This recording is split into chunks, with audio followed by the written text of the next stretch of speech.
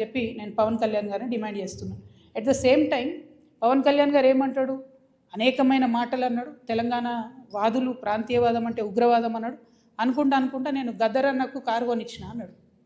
అంటే మీరు మా కళాకారులను ఎందుకు అవమానపరుస్తారు? ఒక పక్కనేమో ప్రొఫెసర్ నాగేశ్వర్ మాట్లాడితే ఆయన మీదకి వస్తారు, మేధావుల మీదకి. ఇంకో పక్క కళాకారులు. అసలు మీరు కూడా కళాకారుడే కదా, మీరు సినిమా యాక్టరే కదా. మీరు సినిమా యాక్టర్గా మీకు ఎట్లా వస్తుంది జీవనాధారం? ఏ సినిమాకైనా హయ్యెస్ట్ ఇన్కమ్ నైజాం నుంచే వస్తుంది. అంటే మా తెలంగాణ బిడ్డలు చూసే టికెట్లతోనే మీ సినిమాలు నడుస్తాయి. హయ్యెస్ట్ ఇన్కమ్ నైజామే, హయ్యెస్ట్ కలెక్షన్స్. అంటే మీరు కొనుక్కున్న ప్రతి కారులో మా తెలంగాణ బిడ్డలు కొన్న టికెట్ పైసలు ఉన్నాయి. మీరు కొనుక్కున్న ప్రతి భూమిలో మా తెలంగాణ బిడ్డలు కొన్న టికెట్ పైసలు ఉన్నాయి. మీరు మా గద్దరన్నను పట్టుకొని నేను కారు కొనిచ్చినానని ఆయన చనిపోయాడు. మీరు కొనిచ్చిరో కొనియలేదో అవి ఎవరు తెలియదు. కానీ జనరల్గా ఏమంటారంటే మనం ఒక మంచి పొజిషన్లో ఉన్నప్పుడు కుడి చేత్తోని దానం చేస్తే ఎడమ చేతికి తెలియదు అంటారు. అప్పుడెప్పుడో కారు కొనిచ్చి గప్పాలు కొట్టుకునేది మీరు కొంటే కొన్నారు కావచ్చు, పెద్ద ముచ్చటేముంది. ఆయన ఎన్ని ఫోక్ ట్యూన్స్ దొంగతనాలు చేసి మీరు సినిమా పాటలు పెట్టుకుంటలేరు. ఇచ్చిర్రా ఎప్పుడన్నా రాయల్టీ మీరు ఫోక్ ఆర్టిస్టులకి? ఎప్పుడన్నా ఫోక్ ఆర్టిస్టులను ఆదుకున్నారా? చిన్న నిర్మాతలను ఆదుకున్నారా? పక్క రాష్ట్రాల్లో ఎట్లా చేస్తారు, తమిళనాడులో అక్కడిక్కడ వాళ్ళందరూ. నేను ఎందుకు ఈ మాట చెప్తా ఉన్నా అంటే, మీరు ఒకటంటే మేము 100 అనాల్సి వస్తుంది. ఒక పక్కనేమో ఇట్లా సమైక్యవాదుల దాడి మన మీద పెరుగుతుంటే, ఇక మన కర్మానికి మనకు ముఖ్యమంత్రి ఉన్నాడు, ఆయనకు తెలంగాణ అంటే తెలియదు, తెలంగాణ నీళ్ళంటే తెలియదు. మేము ఎంటబడి కొట్లాడి మా పార్టీ పెట్టినాక కరెక్ట్ వారం లోపల పాలమూరు రంగారెడ్డిలో పెద్ద సభ పెట్టి మన నీళ్ళు పోతున్నాయో మొత్తం ఎత్తుకపోతున్నారు ఆంధ్రోళ్ళు, మీరు ఏమైనా చేయండి అని లొల్లి పెడితే నిన్న ముఖ్యమంత్రి గారు పోయి 2 రోజులు ఫస్ట్ టైం పాలమూరు బిడ్డ అయి ఉండి 30 నెలల నుంచి ఆయనకు తీరిక దొరకలేదట. నిన్న ఫస్ట్ టైం పోయి పాలమూరు ప్రాజెక్టుల మీద రివ్యూ చేసి ఏం మాట్లాడతాడు ఆయన? తీసుకుపోనండి 968 టీఎంసీలు మనకు వస్తే చాలు, 200 టీఎంసీలు ఆంధ్రోలు తీసుకుపోనండి, సంప్రదింపులు జరుపుతున్నాం మేమని చెప్తున్నాడు ఆయన. రేవంత్ రెడ్డి గారు, మీకు నీటి మీద అవగాహన లేకపోతే అవగాహన ఉన్న వాళ్ళతో మాట్లాడండి. వాళ్ళ ఆంధ్రోలు 200 టీఎంసీలు తీసుకుపోయిన తర్వాత రేపు పొద్దున హైదరాబాద్ నగరానికి పెరుగుతున్నటువంటి భవిష్యత్ అవసరాలకి కృష్ణా నీళ్ళు సరిపోవు, గోదావరి మనకు దిక్కు. నేను రేవంత్ రెడ్డి గారిని డిమాండ్ చేస్తూ ఉన్నా, మీరు కనుక బనకచెర్ల ప్రాజెక్టు కానీ ఇంకో ప్రాజెక్టు కానీ వాళ్ళు 200 టీఎంసీలు తీసుకుపోండి అంటే గోదావరిలో మనకు అడగండి అదనంగా 200 టీఎంసీలు. ఇప్పుడు 968 మనకు హక్కుభుక్తంగా ఉంది. 968 + 200 అడగండి. మీరు అడిగేంత వరకు మీరు బనకచెర్ల మీటింగ్ అటెండ్ అయినా కూడా మీరు తెలంగాణకు ద్రోహం చేసిన వాళ్ళే అవుతారు. మన భవిష్యత్తు నీటి అవసరాలన్నింటినీ కూడా పాతరేసిన వాళ్ళే అవుతారు. మీరు నేను మాట్లాడుకుంటా ముఖ్యమంత్రి గారు అంటారు అబ్కి బార్ కాంగ్రెస్ సర్కార్ అంట. కూర్చునే యువత ఆఖరి బారే కాంగ్రెస్ సర్కార్, ఆఖరి బార్ కాంగ్రెస్ సర్కార్. కాంగ్రెస్ పార్టీ ఇంక 20 ఏళ్ళు తెలంగాణలో రాకుండా తెలంగాణ మీద, తెలంగాణ వాదం మీద, తెలంగాణ వనరుల మీద, తెలంగాణ భూముల మీద బందిపోట్లు పడ్డట్టు పట్టుకొని దోసుకొని తింటా ఉన్నారు మీరు, మీ కుటుంబ సభ్యులు, మీ ఎమ్మెల్యేలు. నిజంగా ఘోరమైందంటే ఈ దోపిడీకి అప్పుడు బీఆర్ఎస్ పార్టీలో దారులు ధరిస్తే, కిటికీలు ధరిస్తే ఇప్పుడు వీళ్ళు తలుపులు తెరిచి ఏకంగా దోసుకొని పోతున్నారు. అప్పుడు కేటీఆర్ పాలనే నడిచింది, ఇప్పుడు కేటీఆర్ పాలన నడుస్తుంది. అప్పుడు కేటీఆర్ అంటే ఏంటంటే కేసీఆర్ గారు, తన్నీర్ హరీష్ రావు గారు, రామారావు గారు. ఇప్పుడు కేటీఆర్ అంటే ఏంటంటే కొండలరెడ్డి, తిరుపతి రెడ్డి, రేవంత్ రెడ్డి. ఇప్పుడు సేమ్ పరిపాలన నడుస్తుంది తప్పితే వేరే ఏం మారలేదు. దోపిడీ మారలేదు, పెరిగింది, రాచబాట పట్టింది దోపిడీ.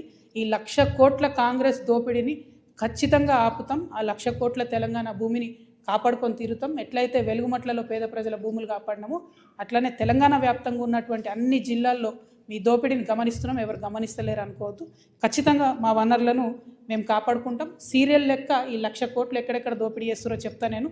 ఇవాళ ఈ లేక్ను మళ్ళీ ఒకసారి చూపించాలి దయచేసి. Thank you. జై తెలంగాణ.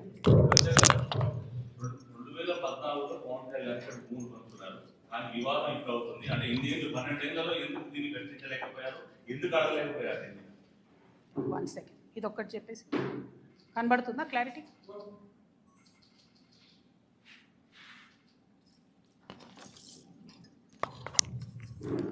పవన్ కళ్యాణ్ కానీ ఎవరు కానీ భూములు కొనుక్కున్నా, అది రిజిస్ట్రేషన్ చేసుకున్నా, వాటి ఫైనల్ డీటెయిల్స్ తెలిసేంత వరకు మీకు తెలిసి నేను ఎక్కువ మాట్లాడను. నేను ఈ వివాదం వచ్చిన తర్వాత పర్టికులర్లీ పవన్ కళ్యాణ్ భూమి గురించి వాస్తవానికి నేను మాట్లాడలేదు. చాలామంది తెలంగాణ వాదులు తీసి ఇంటర్నెట్లో పెట్టిన తర్వాత అదేంది అని నేను డీటెయిల్గా తీసుకుంటే ఆ డీటెయిల్స్లో వచ్చింది ఏంటి అంటే, అన్ని లేక్స్ లాగా కాకుండా ఈ లేక్కి ఫైనలైజేషన్ అయిన తర్వాత వారు కొనుక్కున్న 10 ఎకరాలు కూడా శిఖం భూమి అని తెలుస్తుంది. కాబట్టి ఆయన్నే అన్నారు కదా, శిఖం భూమి అని తెలిస్తే వాపస్ ఇస్తాను, వాపస్ ఇవ్వమని మేము డిమాండ్ చేస్తున్నాం అంతే. ఏమో తెలంగాణ బరాబర్ మా జాగిరే కదా, తెలంగాణ ప్రజల జాగిరే కదా. పవన్ కళ్యాణ్ జాగిర్ అయితే కాదు కదా. పవన్ కళ్యాణ్ వాళ్ళ ఫాదర్ జాగీర్ కాదు కదా, మా జాగీరే కదా. మేం కదా కొట్లాడింది తెలంగాణ కోసం. ఇట్లాంటి వాళ్ళందరినీ ఎదిరించి కొట్లాడినాం కదా. పవన్ కళ్యాణ్ అయితేంది, వాళ్ళ అన్న అయితేంది, మొత్తం వాళ్ళ ఆంధ్ర సంతతంతా వచ్చి కొట్లాడితే కూడా తెలంగాణ బిడ్డలు ఏదో చిన్న చిన్న చీమలైన పెద్ద పామును బట్టి చంపుతాయన్నట్టుగా అంత పెద్ద ఆంధ్ర విషకూరల నుంచి తెలంగాణను బయటికి తెచ్చుకున్నాం కదా. ఏం ఊరుకోము, అంటే కొట్లాడినాం, మేము కడుపు కట్టుకొని కొట్లాడినాం కాబట్టి ఖచ్చితంగా కోపం వస్తుంది, ఖచ్చితంగా ఆవేశం ఉంటుంది. ఇక్కడ మీరు వచ్చి రాజకీయాలు చేస్తామంటే మాత్రం ప్రజలు ఓడిస్తారు ఖచ్చితంగా. ఇప్పుడు రాజ్యాంగం చెప్పింది కాబట్టి ఎవరన్నా ఎక్కడన్నా పోటీ చేయొచ్చు అనేదానికి ఇబ్బంది ఏం లేదు. కానీ నైతికత అనేది ఒకటి ఉంటుంది. మీ వల్లనే సావగొట్టబడి, మా వనరులు దోచుకోబడి, మా సంస్కృతి మరుగున పడిపోయి, మేము ఇబ్బంది పడి 1200 మంది అమరవీరులు చచ్చిపోతే నువ్వు ఇక్కడ వచ్చి రాజకీయం చేస్తా అంటే మరి మేము తెచ్చుకునేది ఎందుకు తెలంగాణ? మేము చూసుకుంటే ఎందుకు ఊరుకుంటాం? టెక్నికల్గా నువ్వు 100 పనులు చేయొచ్చు, కానీ మారాలిటీ ఉండదా లైఫ్లో? నైతికత ఉండదా? చాలా పెద్ద నైతిక విలువలు చెప్పేటటువంటి మనిషి వద్దు ముర్రో అంటే ఈ వన్ సైడ్ లవ్ ఏంద్రా నాయన, మాకు అర్థమైతే లేదు. వద్దు బాబు, మీ ఆంధ్రాలో మీరేమైనా చూసుకోండి అంటే ఈ గోలేంది, మీద వచ్చి యాసిడ్ వస్తా అన్నట్టు ఈ బలవంతము లవ్ ఏంది నాకు అర్థమైతే లేదు. అక్కడ కట్టుకోండి కదా క్యాపిటల్, ఆడ పడవలు వేసుకొని పోయే పరిస్థితి ఉంది, ఆడ కట్టుకోండి. అక్కడ ప్రజలను బాగా చూసుకోండి, అక్కడ ప్రజలకు హెల్ప్ చేయండి, అక్కడ పేద ప్రజలకు పనులు చేయండి. అవన్నీ ఇట్సబెట్టి వచ్చి మా మీద పడి ఎందుకు? ఇక్కడ లేరా మా నాయకులు? మస్తు మంది ఉన్నారు కదా. మేమే ఎవరెవరం గెలుస్తాం, మేమే ఎవరెవరం చేసుకుంటాం. మా వాళ్ళు చేయగలిగినంత మేము చేసుకుంటాం, మేము బాగుపడతాం. Thank you.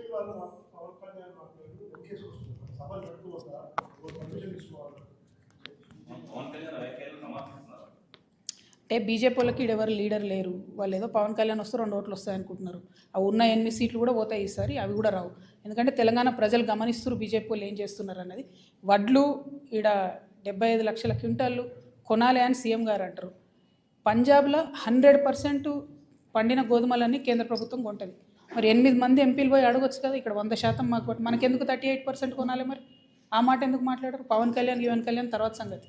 ముందు అసలు మన ప్రజల కష్టాలలో బీజేపీ పాత్ర ఎక్కడు? బీజేపీ ఏం మాట్లాడుతుంది? డెఫినెట్గా బీజేపీని తెలంగాణ ప్రజలు రానున్న రోజుల్లో ఎలక్షన్లో ఖచ్చితంగా బుద్ధి చెప్తారు.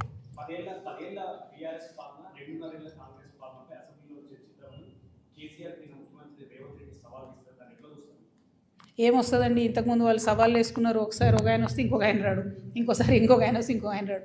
అందరు కలిసి మాట్లాడుకుంటే కాసేపు తిట్టుకుంటారు. మనకు ఎంటర్టైన్మెంట్ తప్ప రిజల్ట్ ఏముండదు అందులో. పాయింట్ ఏంది అని అంటే, ఆనాడు తెలంగాణ ప్రభుత్వ భూమిని, గల్ఫ్ ఆయిల్ లాంటి భూమిని బీఆర్ఎస్ హయాంలోనే, అది 10,000 కోట్ల ప్రాపర్టీ అండి, ఫీనిక్స్ అనే సంస్థకి దారాదత్తం చేయడానికి దారులు తెలిసిండ్రు. ఆనాడు ఇదే ముఖ్యమంత్రి గారు మాట్లాడినరు, ఎట్లు ఇస్తారు అట్లా ఎట్లు ఇస్తారని. ఇవాళ ఆయన్నే ఇంకొంచెం మంచిగా మార్గం సుగమం చేసి ఆనాడు 50 ఎకరాలు రిజిస్ట్రేషన్ అయితే ఇంక ఇవాళ 100-150 ఎకరాలు మిగతా ఉంది, దాంట్లో ఇంకో 200 ఎకరాలు లేదు, అది మొత్తం ఈయన ఇవ్వడానికి ఈయన దారులు తెరిచింది. మేము మాత్రం 1 ఇంచు తెలంగాణ జాగా కూడా పోనీయము. ప్రభుత్వ భూమిని రక్షించేటటువంటి బాధ్యత తెలంగాణ రక్షణ సేన తీసుకుంటాం. ఎట్లా అయితే మేము పోయి అక్కడ గట్టిగా పాలమూరు రంగారెడ్డి ఏమైందంటే ముఖ్యమంత్రి గారు పోయి 2 రోజులు అక్కడ కూర్చొని మాట్లాడి చర్చించి రావాల్సి వచ్చిందో, కానీ అట్లనే రేపటి నాడు భూములు కూడా ఖచ్చితంగా అదేవిధంగా కాపాడుకుంటాం. నేను చెప్తున్నది, will go to any length, కోర్టుకైనా పోతాం, భూపోరాటమైనా చేస్తాం, ప్రాణమైనా అడ్డేస్తాం. కానీ ఎందుకంటే ఫ్యూచర్ జనరేషన్కి ఉండాలి కదా భూమి. ఏముంది సంపద మన దగ్గర? ఉన్న భూమి అంతా అమ్ముకుంటే 1,00,000 కోట్ల భూమి ప్రైవేట్ వాళ్ళ చేతులకు పోతే ఫ్యూచర్ ఎట్లా? మనకు తెలంగాణకు ఆస్తులు ఎట్లా, వనరులు ఎట్లా? డెఫినెట్గా వాటి కోసం ఫైట్ చేస్తాం. గోదావరి వాటర్ కోసం కూడా ఫైట్ చేస్తాం. Thank you.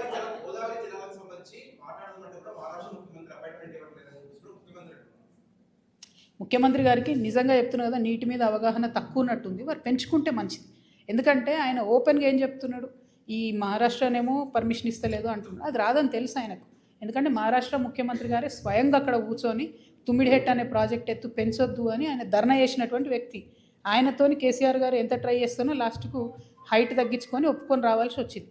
ఇప్పుడు ఈయన కాదే పనిని ఏదో చేస్తున్నట్టు బిల్డప్ ఇవ్వాలని చూస్తున్నారు. ఆయన ఇస్తలేడు అపాయింట్మెంటు. ఇక్కడ మరి ఈ రాష్ట్ర ముఖ్యమంత్రి మీకు ఇస్తలేడా? ఏపీ ముఖ్యమంత్రి మీకు ఇయ్యడా? మీ గురువు గారే కదా. ఆయన దగ్గర పోయి మాట్లాడుకొని మాకు 200 టీఎంసీలు అదనంగా ఇచ్చినాకనే మీరు 200 టీఎంసీ బనకచర్ల కట్టుకోవాలని అడగాలి కదా. జరిగే పనేమో చేయరు, కాని పనేమో చేస్తున్నట్టు బిల్డప్ ఇస్తారు. బేసికలీ అందుకే అంటున్నా, ఈ ఆఖరి బారే కాంగ్రెస్ సర్కార్, కాంగ్రెస్ పార్టీని మంచిగా 20 ఏళ్ళ దాకా బొందబెట్టడానికి వచ్చారు రేవంత్ రెడ్డి గారు. Thank you. జై తెలంగాణ.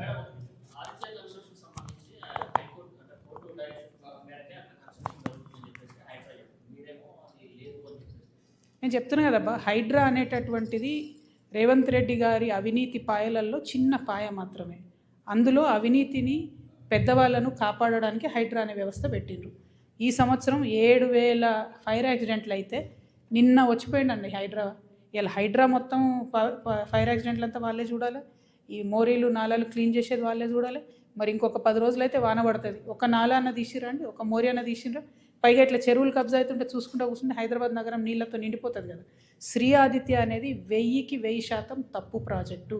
అది మూసీ నది గర్భంలో కడుతున్నారు. మూసీ నది గర్భశోకం ఎవరికి మంచిది కాదు. నేను ప్రభుత్వానికి చెప్తున్నాను, హెచ్చరిక చేస్తున్నాను. శ్రీ ఆదిత్య పనులు ఆపండి. మీరు ఆపకపోతే మేము లీగల్గా కూడా పోతాం.